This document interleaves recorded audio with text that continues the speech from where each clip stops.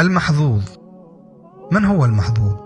يتكلم الناس أن فلانا حظه طيب، عنده بيت، عنده سيارة، عنده وظيفة، عنده زوجة جميلة، عنده أولاد، صاحب منصب، عنده علاقات قوية. هذه كلها حظوظ، ولكن من حظوظ الدنيا ولا حسد فيها.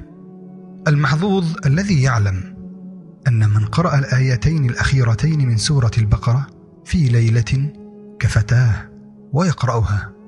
المحظوظ الذي يعلم أن من قرأ آية الكرسي بعد كل صلاة لا يمنعه من دخول الجنة إلا أن يموت ويقرأها.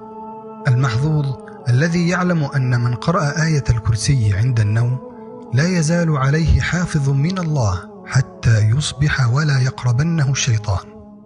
المحظوظ الذي يعلم أن قراءة سورة الإخلاص 3 مرات تعدل ختم القرآن الكريم ويقرأها.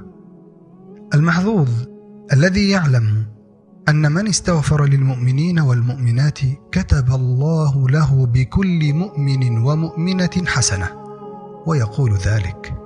المحظوظ الذي يعلم أن قول سبحان الله والحمد لله ولا إله إلا الله والله أكبر خير مما طلعت عليه الشمس ويقول.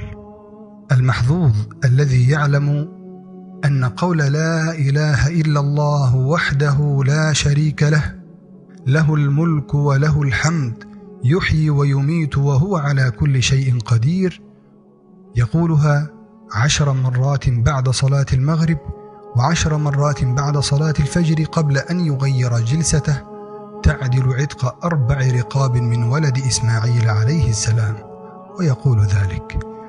المحظوظ الذي يعلم أن من قال حين يسمع النداء اللهم رب هذه الدعوة التامة والصلاة القائمة آت محمدا الوسيلة والفضيلة وابعثه مقاما محمودا الذي وعدته تحل له شفاعة النبي صلى الله عليه وسلم يوم القيامة ويقولها.